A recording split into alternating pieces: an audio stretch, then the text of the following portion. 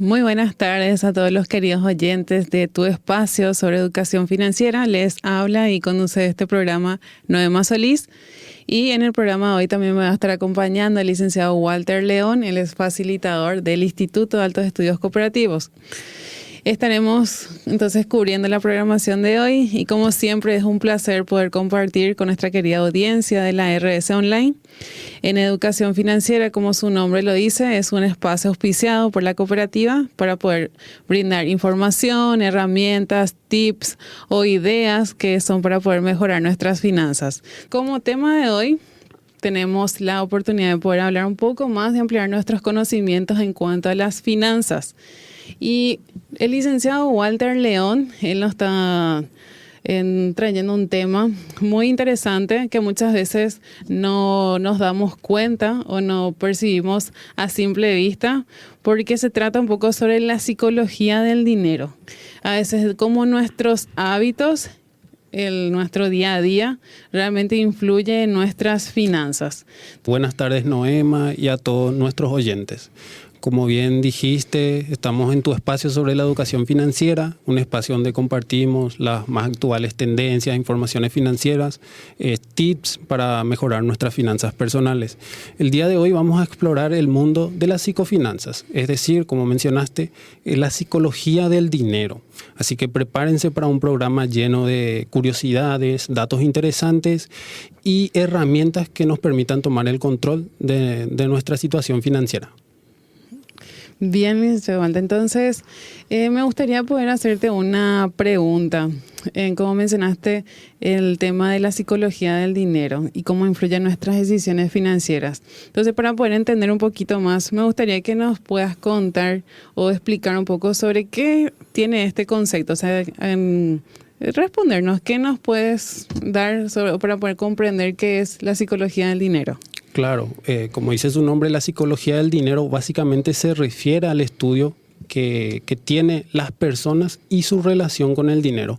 Esto obviamente es un proceso interno que ocurre dentro de la mente del consumidor, de la persona, así que va mucho más allá de simples números, de simples fórmulas financieras.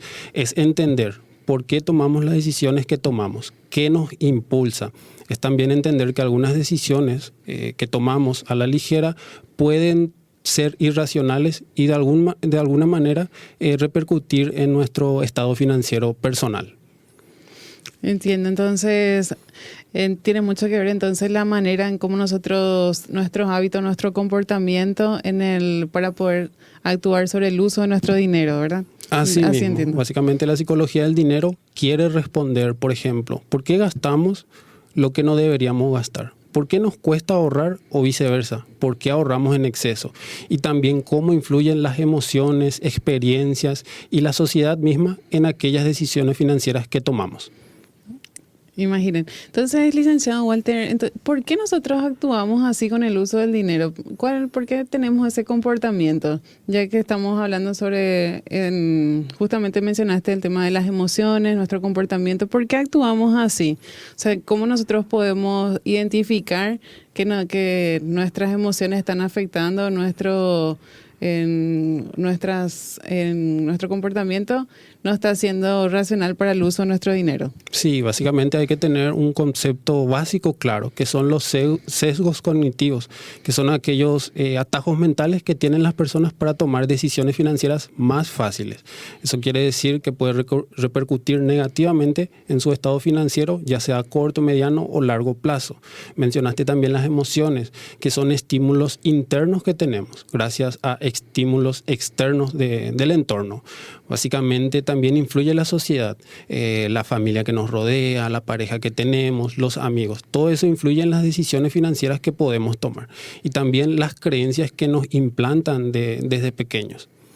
Ya mencionaste ese tema de los sesgos. ¿Puede ser así? Así mismo. Entonces, ¿cómo podrías aclarar mejor esa palabra? Porque no es muy en cotidiano poder escuchar la palabra sesgos. Sí, básicamente la palabra sesgos depende del área que se utilice, tiene diferentes significados. En psicología específicamente son aquellos procesos mentales por los cuales tomamos decisiones que para nosotros como personas es la decisión más fácil, sin pensar en las consecuencias que puede tener esa decisión que tomamos. Un sesgo básicamente es aquello que altera la realidad del consumidor en pos de hacer la compra que él quiere hacer.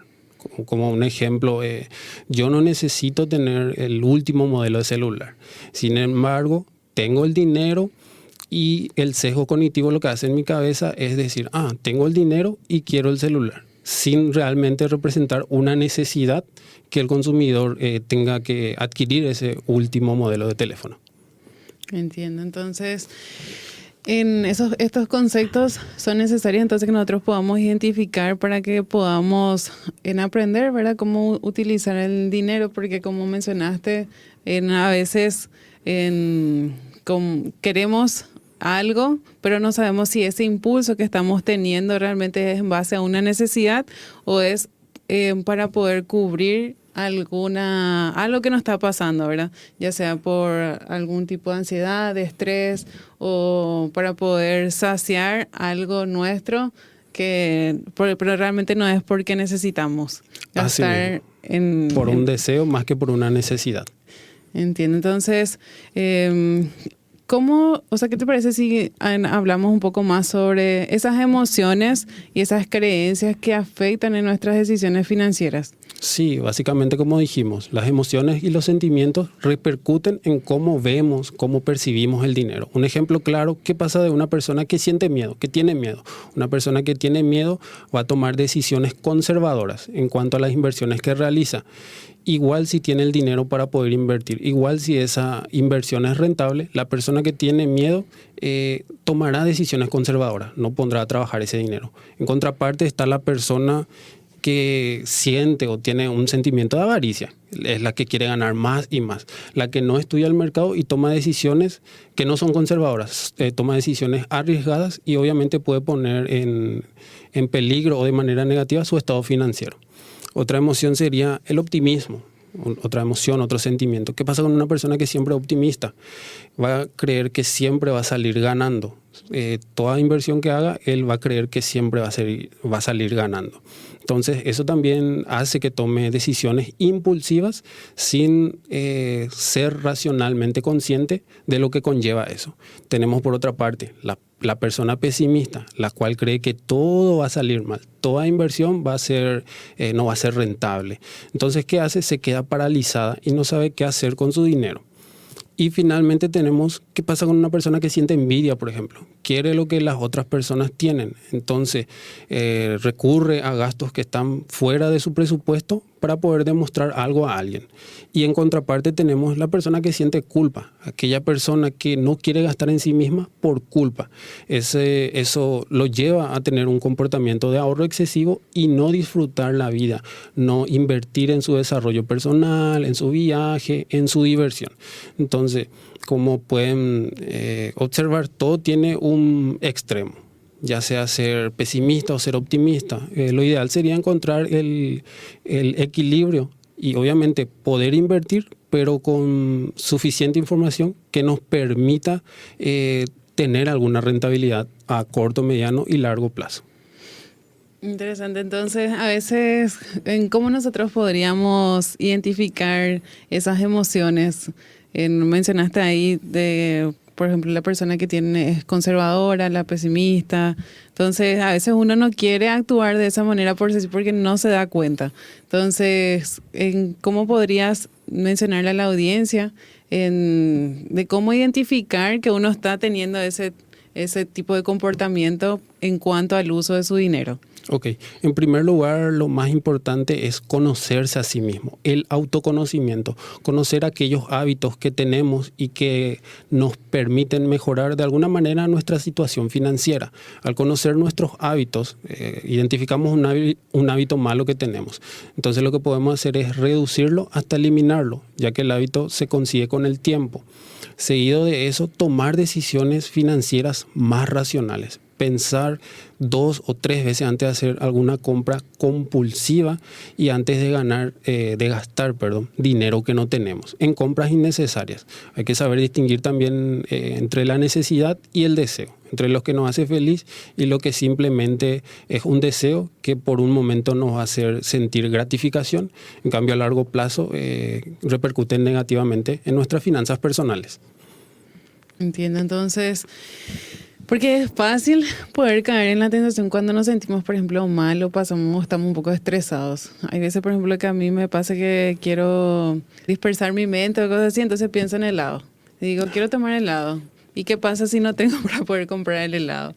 Claro. Entonces, hay veces que es más bien, si ese momento es una necesidad o yo tengo un dinero justo para poder direccionar a todo lo que sería según mi presupuesto para gastos de alimentación o demás. Entonces, ¿cómo puedo hacer para no caer en ese momento en la tentación y poder gastar porque estoy pasando por un momento de estrés? Sí, justamente el primer paso, autoconocimiento. Vos dijiste que te sentís triste y querés comer helado para que se te pase, o ansiedad, o algo.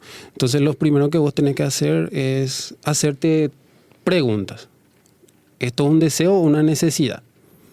El helado, ¿es un deseo o una necesidad para vos?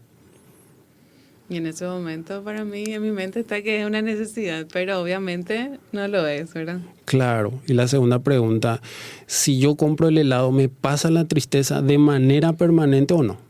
¿O solamente es un rato de gratificación? Y ahí está.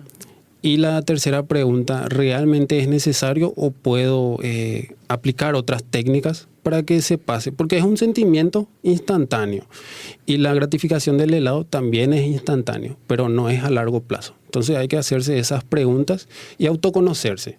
Primero que todo, admitir, no, el helado no es una necesidad. El helado me va a calmar la tristeza por un rato, pero después, ¿qué pasa? Entonces, conocerse bien y hacerse preguntas y responderse de manera sincera, obviamente. Y realmente es muy importante lo que estás mencionando, porque a raíz de que si nosotros justamente no tenemos un control o una manera de poder identificar y autoconocer esas emociones, te conlleva, por ejemplo, si uno va gastando su dinero a causa de ese comportamiento que causan las emociones, ¿verdad? Entonces, después uno arrastra a otros, porque va mal, o sea, no va teniendo una correcta administración del dinero, entonces va arrastrando a que uno pueda dejar de pagar otras cosas o de pensar en que ese dinero era para en otro fin, ¿verdad? Entonces al final te quedas otra vez con otro tipo de problema. Entonces una cosa va arrastrando a la otra. Así mismo, y obviamente se dice que la repetición es la madre de todos los hábitos. Y si vos sos consciente que cada que te sentís triste necesitas helado, eso es un hábito que a la larga se repite y ya se va a quedar como un hábito. Entonces vos ya vas a tener, por decirlo, un gasto innecesario, porque cada que te sentís triste, vos crees que necesitas el helado. Sin embargo, es un deseo de ese momento para pasar, para que desaparezca la tristeza, pero solamente en ese momento. Y pensé también en lo otro que mencionaste en cuanto al miedo. Uh-huh. Muchas veces las personas tenemos miedo a poder justamente invertir o hacer gastos que son necesarios para mejorar nuestra calidad de vida. Entonces, digamos que podría ser la compra de tu propia casa o para poder, que quizás van a contribuir de cierta manera a que vos puedas tener, a conquistar esos sueños, esas metas que uno tiene. Pero a veces uno tiene ese miedo de poder usar el dinero y se queda, permanece. O sea, ¿cómo podríamos, cómo uno podría entender esa conexión entre esa emoción y en cuanto al uso de dinero para poder cumplir, por ejemplo, tus sueños, ¿verdad? O sea, alcanzar tus metas. Sí, claro que sí. En primer lugar, hay que saber de dónde viene ese miedo, porque las personas tienen miedo a gastar en su propio desarrollo personal. Vos mencionaste una casa, un auto. Eso actualmente ya no es una necesidad. Actualmente es una necesidad. Entonces, ese comportamiento viene arraigado a cómo crecimos. Normalmente desde chicos escuchamos, el dinero no crece en los árboles. Entonces nosotros como pequeños que ya fuimos escuchando eso, crecemos y tendemos a ahorrar excesivamente. Tenemos miedo a gastar el dinero por A o B motivo. Pero todo tiene su origen en esa causa. Desde pequeños nos inculcaron que el dinero no crece en los árboles. Nosotros pensamos, wow, el dinero es difícil de conseguir, consigo dinero y voy a ahorrar excesivamente. Entonces, el primer paso, saber que ese es el origen del miedo de las personas por gastar dinero. El segundo paso sería, obviamente, identificar ese comportamiento dañino que tenemos y de a poco ir cambiando. Como mencioné, la repetición es la madre de todos los hábitos. Entonces, identificar el hábito dañino que tenemos, ahorrar excesivamente, por poner un ejemplo, y ir haciendo un presupuesto y diferenciar nuestras necesidades. ¿Qué es lo que realmente necesito? ¿Qué puede mejorar mi calidad de vida? Como mencionaste, un auto. Actualmente eso es muy necesario. Si tiene la posibilidad la persona, puede adquirir un auto, puede mejorar su calidad de vida, su transporte. Entonces todo eso tiene que analizar la persona. Primero, aceptar. Ok, desde chico me inculcaron que el dinero es difícil de conseguir porque siempre me decían el dinero no crece en los árboles. Luego, obviamente, este hábito tengo que cambiar. Y por sobre todo informarse cómo puede ahorrar, cómo puede ir invirtiendo y cómo puede mejorar sus finanzas personales por medio de varias herramientas que hay. Una de ellas, muy simple, el presupuesto. Algo que con relación, para ampliar un poquito más lo que sería este tema del miedo, hay personas también que tienen miedo a justamente armar ese presupuesto. Entonces, sabemos que el presupuesto es una herramienta esencial para que nosotros podamos saber a dónde estamos dirigiendo esos ingresos y también en cómo vamos gastando lo que nosotros vamos obteniendo, ya sea por nuestros esfuerzos en nuestro trabajo. Entonces, hay personas que tienen miedo de armar su presupuesto porque tienen miedo que le salga el famoso saldo rojo o que no le alcance lo suficiente como para poder justamente cumplir estos sueños o saber cómo ellos tienen que enfrentar, ¿verdad?, su día a día. Entonces, ¿qué podemos hablar sobre justamente ese miedo a justamente dejar de hacer el presupuesto porque uno no quiere chocarse con esa información de que al final no te queda nada? Sí, justamente es mejor saber que estoy en saldo rojo que seguir estando en saldo rojo, pero en la ignorancia de no conocerlo. Básicamente las personas en primer lugar no quieren hacer un presupuesto porque piensan que es complicado hacerlo. La manera más fácil, en una hoja ingresas, o sea, anotas todos tus ingresos, todos los egresos que tenés y simplemente restas. Si te sale positivo, obviamente te sobra dinero. Si te sale negativo, obviamente estás en saldo rojo. Entonces es importante conocerlo. Y actualmente ya hay aplicaciones que automatizan todos esos procesos. Entonces la persona descarga una aplicación, cualquier aplicación, gratuita de Play Store, de manera gratuita. Entonces ahí puede anotar sus ingresos, si no quiere hacerlo en una hoja, para tener un seguimiento y un control mucho más estandarizado, anotar todos sus egresos. Y es mejor siempre saber que estoy en saldo rojo para poder tomar decisiones financieras conscientes y ya tener un plan de acción para salir de ese saldo rojo. Si la persona no quiere hacer presupuesto y está en saldo rojo y sigue el siguiente mes y sigue estando en saldo rojo y se va sumando su saldo rojo, eso es mucho peor y la gente tiene que estar consciente de ello. Hacer un presupuesto no es difícil y actualmente existen muchas herramientas que ayudan a llevar un control mucho más estandarizado.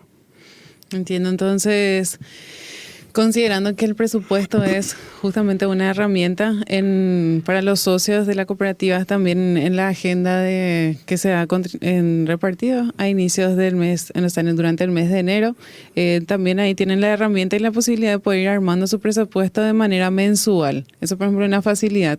Si es que justamente no saben cómo hacer o algo, entonces pueden recurrir a sus agendas. Y también, colaborando con lo que mencionó el licenciado Walter, es realmente el llevar ese presupuesto. Yo pienso que va justamente a alivianar muchas veces esa carga mental que uno tiene, ¿verdad? porque como mantenerse durante varios meses en saldo negativo o no tener ese conocimiento de cómo uno está en la administración de su dinero también te da cierta incertidumbre o no te hace tener un buen descanso. Incluso te afecta mucho también en tu trabajo, porque uno prácticamente viene para poder cumplir su día a día, pero sin saber realmente si el ingreso y también lo que uno va dando en esfuerzo está contribuyendo en el progreso de uno mismo. Entonces, tiene toda una relación, ¿verdad? Entonces, es importante que nosotros podamos tener ese manejo de ese control el manejo del dinero, ¿verdad? Y cómo está teniendo un impacto en nosotros mismos.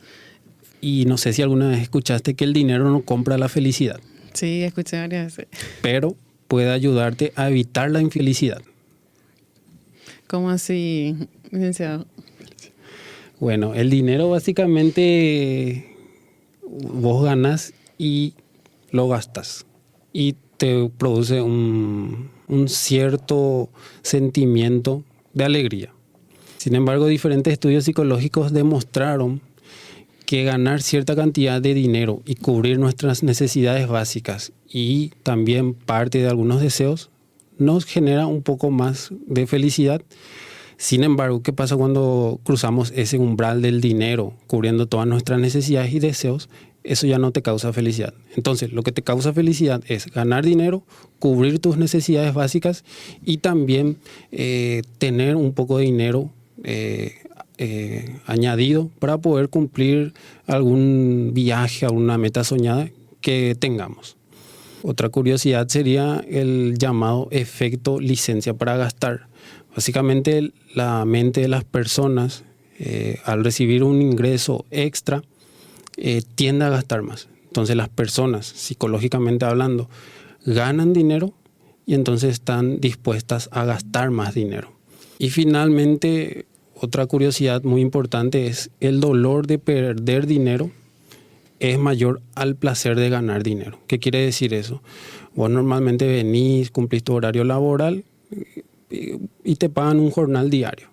¿Y qué pasa? Vos tenés ese jornal diario, ganas diariamente. ¿Y qué pasa cuando cobras y se te cae la plata?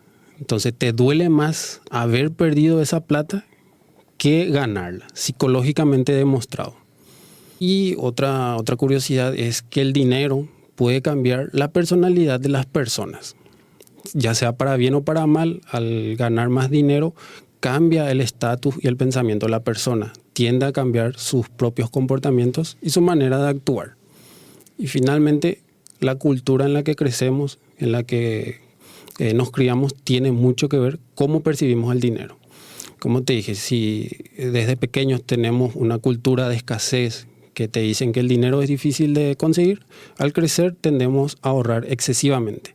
Sin embargo, si crecemos en un ambiente donde es, por decirlo así, un poco más acomodado, tendemos tendencias a gastar más dinero. Y también, psicológicamente hablando, algunas personas utilizan el dinero para cubrir la ausencia de afecto que tienen en sus vidas, ya sea por medio de regalos caros u otras cosas que la persona se puede autorregalar, todo eso por no haber recibido el suficiente afecto.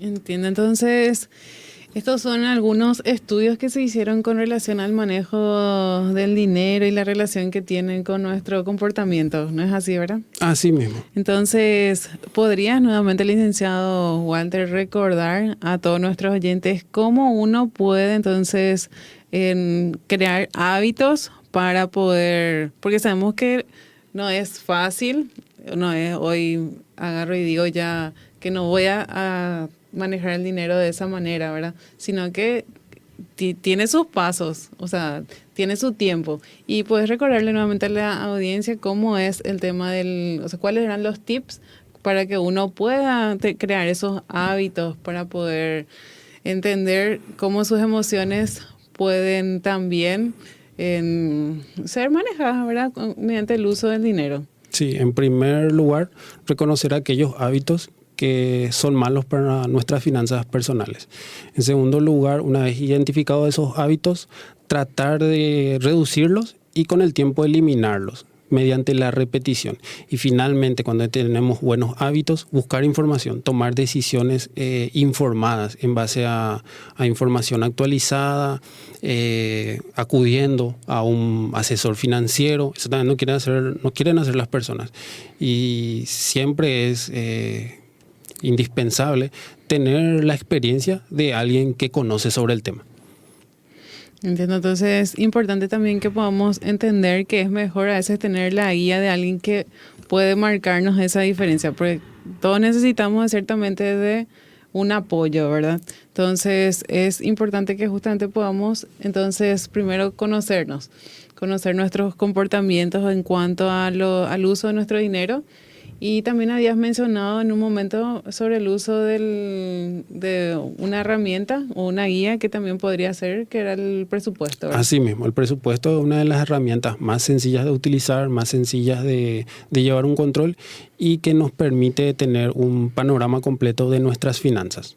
Entonces, en todos nuestros oyentes entonces ahora tienen la decisión, o sea, la misión realmente de poder analizarse, de poder ver cómo están utilizando el dinero y qué tanto afecta o cómo le está afectando el dinero en su día a día, ¿verdad? Y aprovechando que justamente estabas mencionando el tema de los estudios que hay un estudio o sea, un concepto más bien que se llama el efecto Diderot. ¿Podrías hablarnos un poco más sobre eso, licenciado Walter? Sí, justamente, en pocas palabras, se basa en la idea de que los bienes que se adquieren se tienen que alinear con la identidad del consumidor. En otras palabras, por ejemplo, el primero que describió este comportamiento fue Denis Diderot, justamente de ahí viene el nombre, cuando recibió un regalo de la emperatriz francesa, un atuendo de alta calidad. Entonces él lo que hizo fue poner en su ropero, por decirlo así, y vio que sus demás ropas no eran iguales a la que le regaló la francesa, la emperatriz francesa. Entonces, ¿qué él hizo? Se deshizo de toda esa ropa, compró ropa de mucha más calidad y cambió completamente sus hábitos de gasto. ¿Todo por qué? Porque recibió un regalo de alta calidad. Entonces, todo lo que le rodeaba de ese regalo tendría que ser de alta calidad. En pocas palabras, este efecto puede hacer que las personas gasten más de lo que tenían planificado. ¿Qué pasa si compras un teléfono de alta gama? Le tenés que comprar cargador, protector, cristal. No es solamente el celular. Entonces es un efecto que hasta el día de hoy se da en las personas. Obviamente de manera inconsciente la persona tiene este efecto. Sí, me hiciste pensar en cuando había comprado para mi sofá, que era de color gris. Entonces, ¿qué quise hacer? Justamente lo mismo, ¿verdad? ¿Cómo puedo reflejar el efecto Diderot en mi vida? Porque compré el sofá, era de color gris, entonces que yo quería que la cortina combine con el sofá. Quería que el wrap de la tele también sea algo que ya sea similar o sea, que vaya con la sala y también la alfombra. Entonces, ¿qué pasa? Uno ya va pensando en otros gastos, o sea, uno piensa realmente en que quiere, en que quede así visualmente. Entonces, ¿qué pasa? Uno tiende a querer hacer esas compras para que, por causa de un sofá similar o sea, este sería el efecto Diderot. Así mismo. Entonces, uno tiene que tener cuidado siempre justamente en esas compras planificadas, ¿verdad? Para que las emociones no nos jueguen en contra y terminemos gastando más de lo que nosotros tenemos planeado. Porque realmente nos pasa, en especial yo pienso cuando uno cobra un dinero adicional a lo que normalmente uno percibe, que normalmente suele suceder con el aguinaldo o un ingreso extra que tiene. Entonces uno quiere gastar y va pensando en algo que planificó, pero siempre se van sumando otros gastos adicionales porque uno quiere en ese momento. O sea, realmente las emociones te juegan ahí en ese momento de querer más. Y bien, entonces es muy complejo todo esto lo que nosotros estuvimos hablando y es importante que nosotros podamos autoanalizarnos, ¿verdad? Tener ese conocimiento propio nosotros mismos. Y para poder ir finalizando el programa de hoy, me gustaría que puedas dar unos últimos consejos a nuestros oyentes sobre ¿cómo pueden, ir un resumen ya de lo que nosotros hablamos el día de hoy? Sí, justamente la relación que las personas tienen con el dinero está llena de matices y es muy compleja. Entonces es importante conocer estos conceptos básicos para de alguna manera identificar qué nos está pasando. Vos misma dijiste que tuviste el efecto Diderot, pero no sabías. Entonces, conocer estos conceptos básicos, repetir los buenos hábitos, reducir los malos hábitos y tomar decisiones financieras de manera racional. ¿Realmente necesito esta compra o es un deseo? Hacerse esa pregunta en primer lugar siempre. Y por mi parte, así concluyo este breve viaje por la psicología del dinero. Gracias también al licenciado Walter por toda esta información y realmente nos ha sido un placer aprender más sobre lo que es la psicología del dinero y que realmente podamos ir aplicando, entonces así poder comprender también cómo afectan nuestra relación con el dinero. Entonces no podemos ser ajenos a...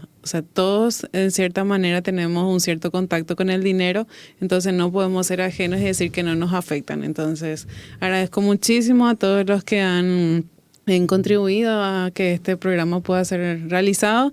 Entonces nos despedimos y es hasta el próximo programa de tu espacio sobre educación financiera.